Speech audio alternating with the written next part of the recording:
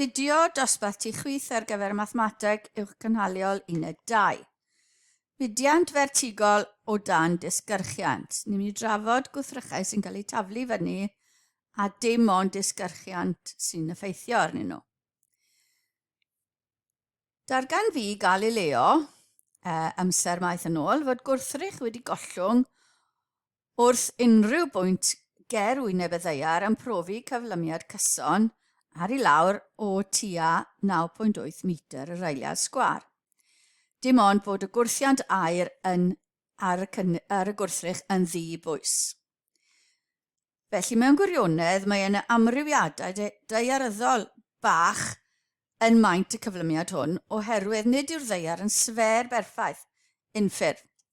Ar ben hynny mae cyflymiad oherwydd disgyrchiant yn lleihau gyda uchder y corff oddi ar arwyneb y ddaear a'n dagosir hyn yn y tabl. Felly, os y'n ni ar arwyneb y ddaear, neu 0 km i ffwrdd, mae maint y cyflymiad i lawr yn 9.8 metr yr eiliad sgwar. Hyd yn oed bod ni 1, mae e'n 9.8. Unwaith mae ni'n 10, mae e'n dechrau lleihau. So, os yw gwrthrych yn symud yn fertigol yn agos i wyneb y ddaear, a'r unig grym sy'n weithredol ar y gwrthrych yw ei bwysau, a'n enwedig os yw gwrthiant aer yn ddibwys.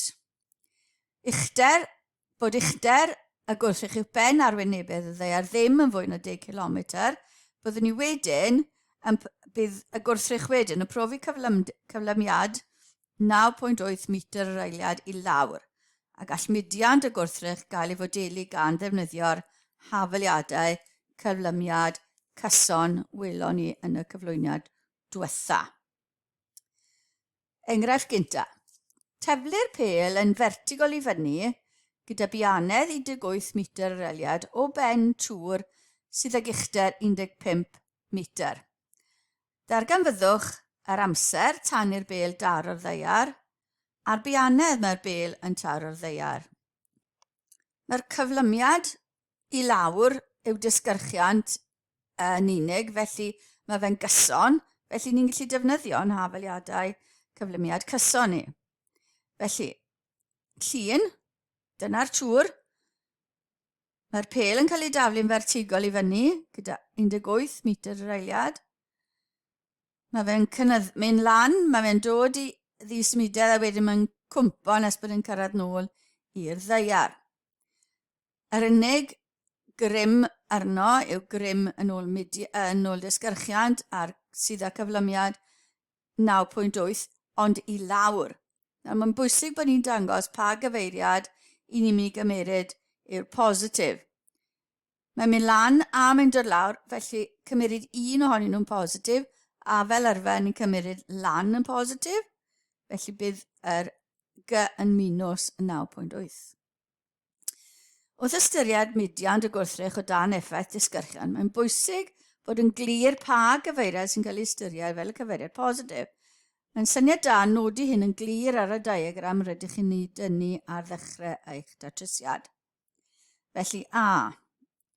Beth ni'n gwybod? Ni'n gwybod bod A yn minus 9.8 achos na'r unig beth sy'n effeithio arno fe. Mae cyflymder cychwynnol yn 18, felly yw yn 18. Fi, beth sy'n ar y diwedd, ni gen i am.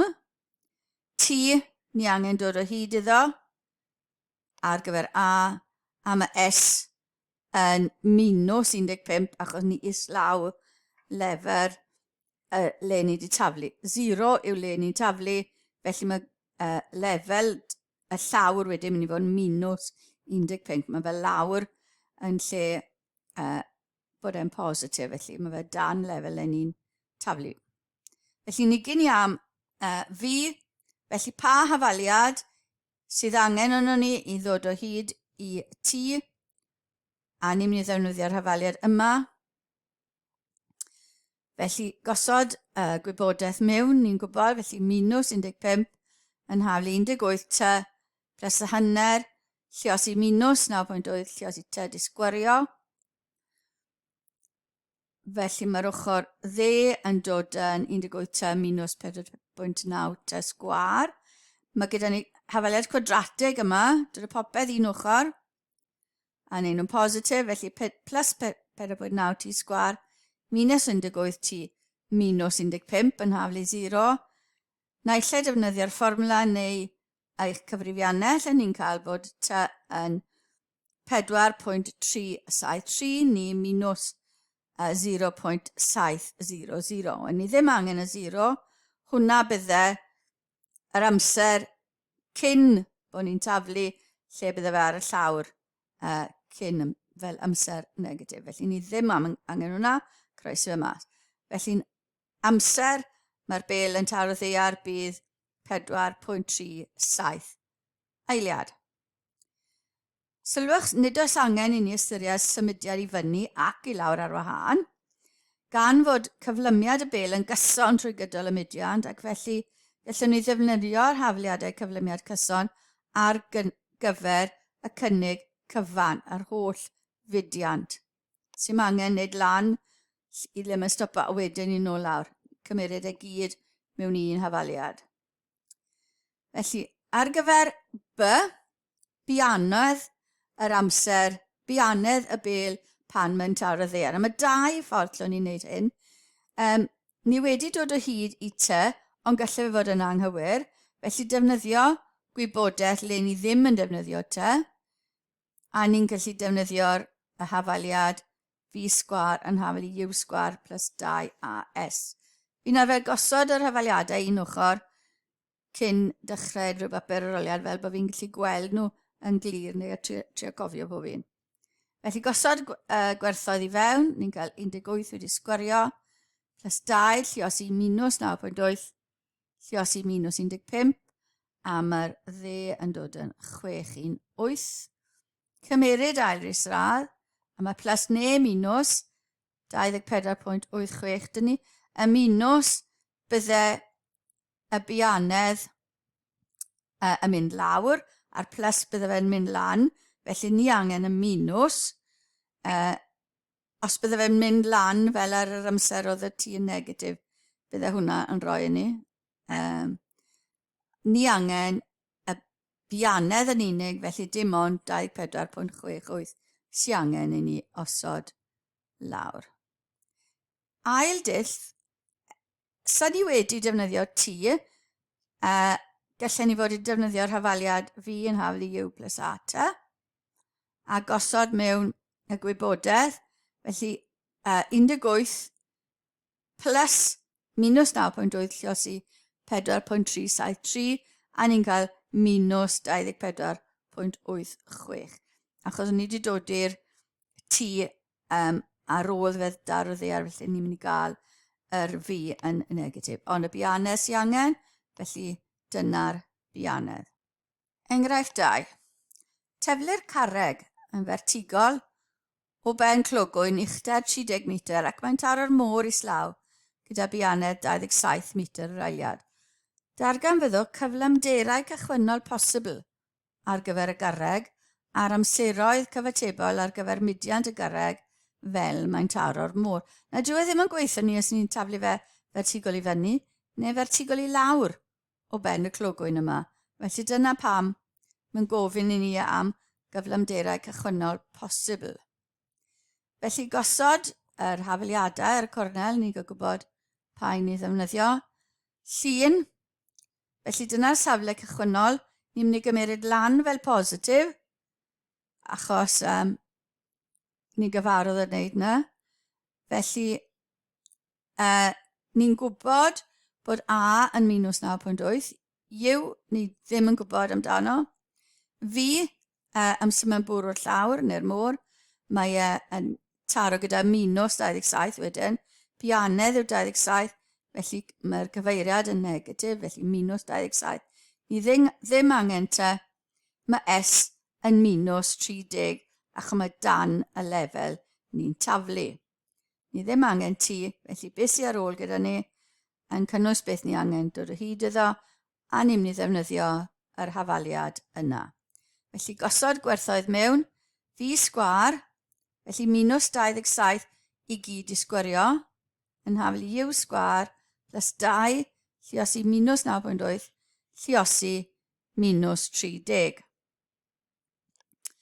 Felly 7 daw nawr y chwith u sgwar plus 5.88 dyn ni ar y dde. Dod o hwnna draw a cymryd ail isradd a ni'n cael plus neu minus 11.87. Felly, os ni'n taflu fe lan gyda cyflymder 11.87 neu ni'n gallu fod yn taflu fe lawr gan bod lan yn positif gyda cyflymder minus 11.87. Felly ni angen yr amseroedd cyfatebol. Felly ni angen yr amser mae'r ddau nhw'n taro'r llawr. Mae'r gyrreg yn taro'r llawr. Felly defnyddio hwn, yr hafaliad hyn, sydd ddim yn defnyddio'r u. Gan bod plus neu minus dyn ni, gallen ni wneud yr s yn haflu ut plus hanner a t sgwar i ddod o hyd i t. Ond, mae hwnna'n golygu dod i fe mewn ddwy waith. Ond os ydyn defnyddio ni'r hafaliad yma, bydd ddim angen defnyddio'r u arno ni, felly defnyddio s yn minus 30 yn haflu minus 27 t fi, oedd hwnna minus hanner lluosi minus 9.8 lluosi t di sgwario. Mae yna popeth draw un ochr, y minus ochr hyn, felly 4.9 t sgwar minus 27 t plus 30 wedyn, a yna illa defnyddio'r fformula yn eich cyfrifiannell, a chi'n cael bod t yn 1.543 neu t yn 3.967. Os chi'n taflu fe lawr, mae'n mynd i cymryd llai amser i gyrraedd y môr na os chi'n taflu fe lan. Felly, os yw ni'n taflu fe lan gyda 11.8 t, bydd t yn 3.967, ond os yw yn minus, ni'n taflu fe lawr gyda cyflymder minus 11.87, bydd t yn llai amser yn 1.543. A dyna ddiwedd y cyflwyniad yna.